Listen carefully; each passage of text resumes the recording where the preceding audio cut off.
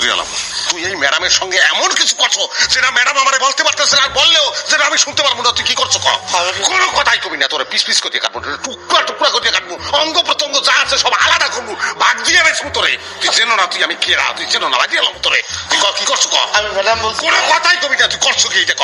আমি কিছু তোরে রাখবো না, তোরে দুনিয়াতে রাখবো না। আপনারা এক্ষুন বেরোন, যান দুজন এক্ষুন বেরোন, বেরোন।